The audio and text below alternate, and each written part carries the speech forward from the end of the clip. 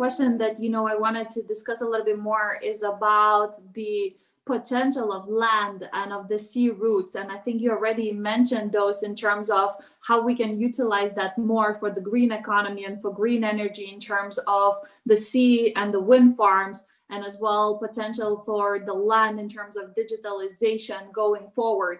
So I guess the key question in here is, what do you think are the challenges that cause that? Why we haven't utilized that completely? And what are the opportunities, how we can utilize that quicker or more agile to use the sea and to use the land routes in its full capacities?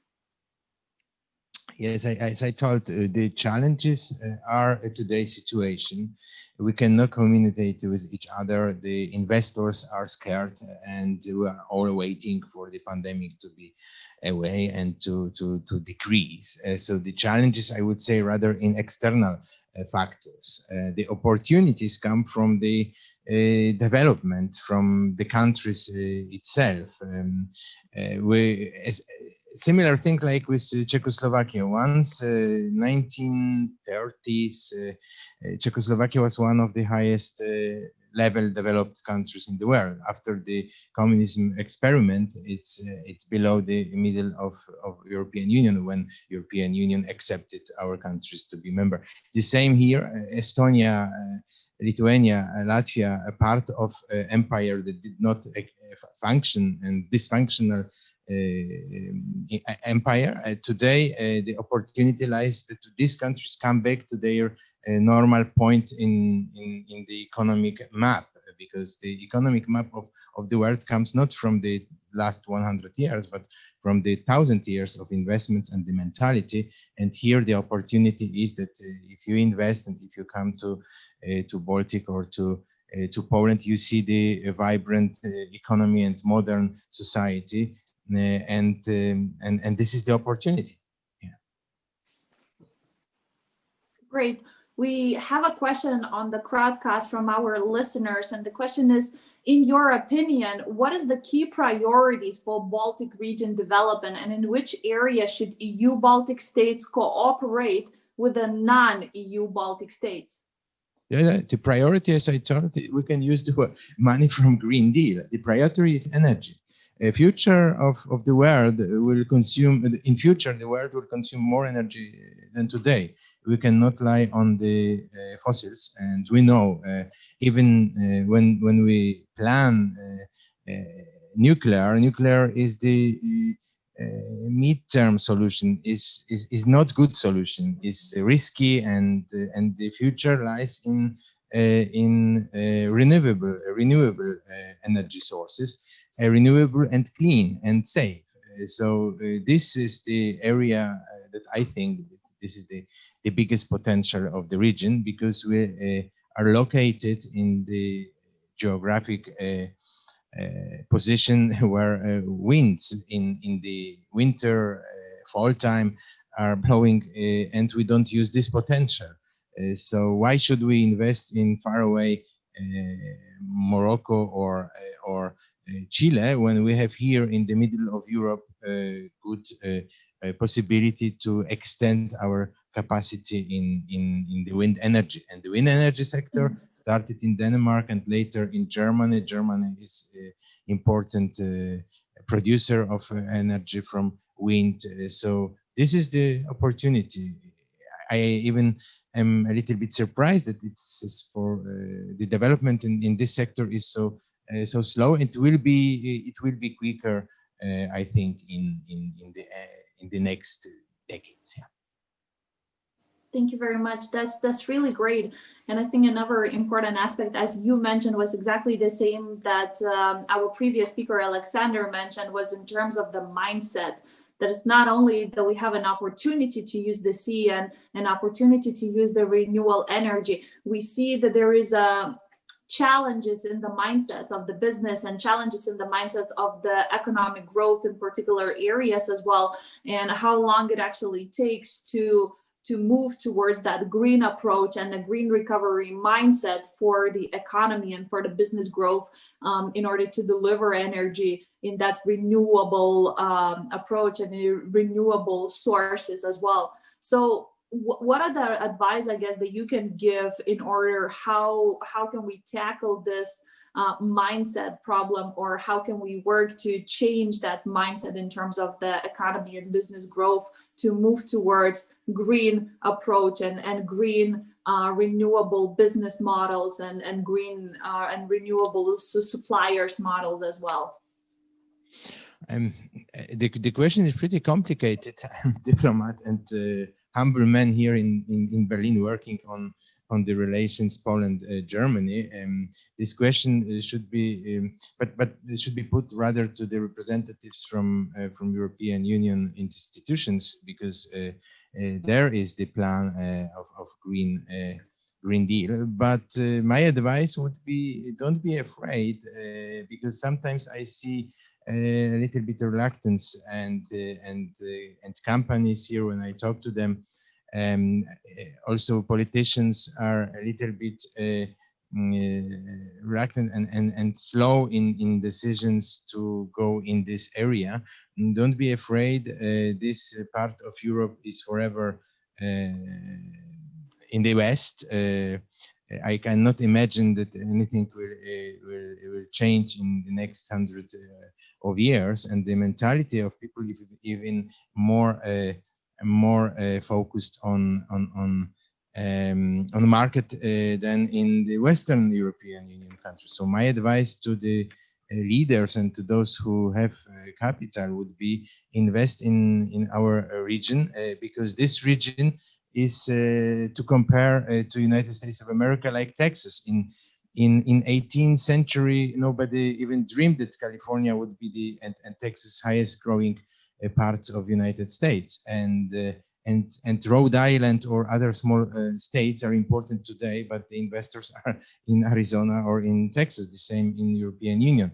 New members are having biggest potential and also healthier approach to market economy that was mentioned already here before. So. Absolutely. Thank you so much. And as well, what are we discussing more tomorrow is in terms of the Baltic Sea region is becoming a mecca for GovTech and FinTech and digitalization growth. I think we got the first Nobel Prize award in Lithuania for the laser development, the fastest internet in Europe, and all of those digital approaches that is now speeding up in the Baltic Seas as a way forward, as that vision of the future. So I guess the other question that I wanted to ask you a little bit more is in terms of the renewable energy and this Green Deal approach. What do you think is the challenges or opportunities, I guess, the Green Deal is bringing? The debate or the questions that is happening is in terms of how can I guess the milestone-based strategy or the Green Deal strategy that is promoting growth can actually tackle the problems that growth itself brought. So the usual questions that we are witnessing, challenging the Green Deal approach or questioning will the Green Deal approach actually can be successful, are talking about the problems that we are facing now in the economy or in terms of the world and the energy problems is because of very fast growing industry and very fast growing economy. So how can a Green Deal actually solve those problems or tackle those problems with growth of a different industry, of more eco-friendly industry? However, it's still a growth strategy. So how can we tackle the problems that were generated by growth with a strategy that is actually promoting growth of different kind of industry? So those were kind of sensitive questions, I guess, that is now flowing around on internet. We can manage this, and already the German companies showed Siemens and Bosch. Siemens, I read one article that says that they try to invest from their own money. The same happens from companies that are producing cars. Tesla will be not the only company on the market, because soon BMW, Volkswagen, and Mercedes will develop their green cars and electric cars, as well as hydrogen technology. So this is the potential of combining countries, so state resources with private companies. Private companies are aware of this. They know that they cannot break the rule of emissions, and it will cost in future. So they know they can count their money. Big companies are afraid also of being not in the pace of the growth. So companies are aware of this, and they have resources for research and development. I would advise just reduce taxes. Taxation in Europe, European Union, especially in the countries of Southern and Central European Union, except of Poland, that's going now the way Estonia. Estonia is the example. We call Estonian tax system that does not punish those who want to invest, and they reinvest and do not pay taxes. So this is the great example, and our Minister of Economy that comes in the next week to Germany will inform and will promote on this development. I think that here my predecessor, coming from Liberal Party, liberal in sense of economy, FDP is known, and for promoting lower taxes. Lower taxation gives the companies possibility to be in accordance to Green Deal. So why the taxes should be lower? Everybody who read Mr. Hayek and Chicago School of Economics, no, I will not convince to this. But taxation also punishes those who are better in society. So higher taxes are paid for companies. I will now go. I will now go further on the discussion on taxation and development. But I think that this is the way of the countries in European Union, more trust to the companies and more trust to private sector, and more trust to the inventors and entrepreneurs who are sometimes scared. Startups are born and later are dying because of many bureaucratic or taxation problems. Irish example. I was 6 years in Ireland as a diplomat, and I observed how the company flourished under lower taxation, and how the country flourished in lower taxation, and how big taxes killed the spirit and promoted emigration from Ireland. We had the same in Poland. So Green Deal is good thing because it gives a lot of money, but this money should be invested, not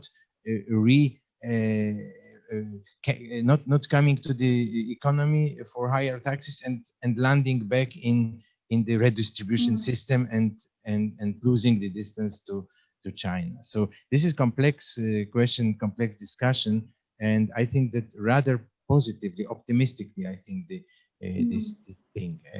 Green Deal can be easy money for higher taxes, but Green Deal can be well used when we cooperate with companies. Yeah.